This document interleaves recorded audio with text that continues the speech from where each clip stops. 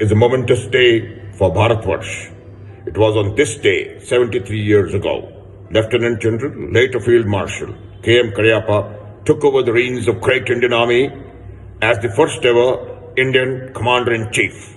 Since then, our great army has stood steadfast in safeguarding the security and integrity of our nation, also rendering crucial and timely aid to civil authority in times of any kind of calamity with great aplomb, keeping in tune with the virtue service before self. Our great army believes in and follows the dictum, nation first, character must, always and every time.